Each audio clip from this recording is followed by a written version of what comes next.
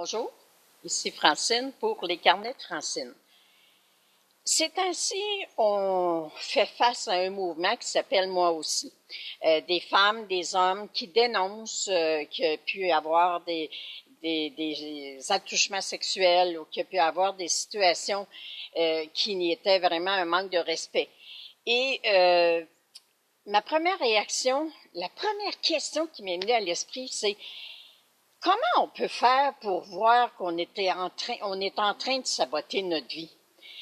Tu sais, on a des rêves, on prie, on réalise des choses, on fait des actions, on réalise enfin là, le rêve qu'on voulait, le travail qu'on voulait faire, puis tout à coup, on se met à faire des choses, autant quelqu'un rencontre l'amour, il est heureux, enfin, un gars ou une fille sont heureux, ils ont rencontré l'amour, puis tout à coup, hop, il y a quelque chose qui se passe, puis il change, puis il refuse d'être aimé, puis la réponse, moi, c'est vraiment de croire, il faut vraiment à 100%, même peut-être à 150%, croire vraiment au niveau de notre pensée qu'on mérite, on mérite de réaliser nos rêves, on mérite le succès qu'on est en train d'avoir, on mérite de vivre l'amour qu'on est en train de vivre.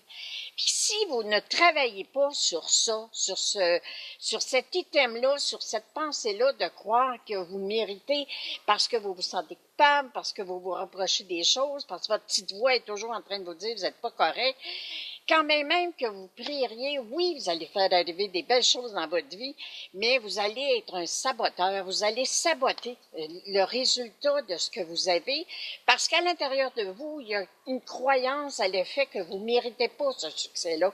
Alors moi, aujourd'hui, je peux vous dire, ma première réaction dans tout ce qui se passe présentement, c'est de mettre tout ce monde-là sur le plateau, mon fameux plateau, puis de faire travailler mes guides, puis de dire que l'amour triomphe. Mets de l'amour dans ces situations-là.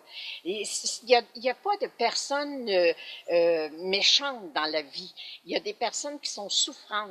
Et avec la prière, en demandant que l'amour soit au rendez-vous, ça va se réaliser.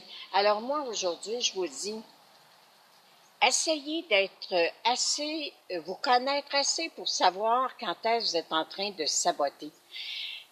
Vous rencontrez l'amour, puis ça va bien, puis tout à coup, vous commencez à vous dire « Oh, je sais pas, puis je pense qu'il m'aime pas, puis peut-être que c'est pas le gars pour moi. Est-ce que c'est vraiment le gars pour moi? » Et là, les doutes s'installent, les peurs s'installent, puis vous êtes en train de saboter la relation que vous êtes en train de vivre, que vous vous permettez de vivre. Alors aujourd'hui, je me demande sincèrement, soyez assez clairvoyants pour voir les signes qui vous disent que vous êtes en train de saboter votre vie. Tout simplement parce que vous ne croyez pas que vous méritez d'être heureux, tout plein, tout plein, tout plein, tout plein.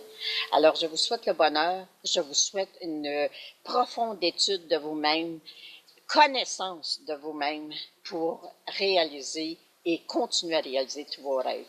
Merci d'être là, merci de partager. Soyez plutôt les artisans du bonheur de votre vie. Je vous aime. Merci.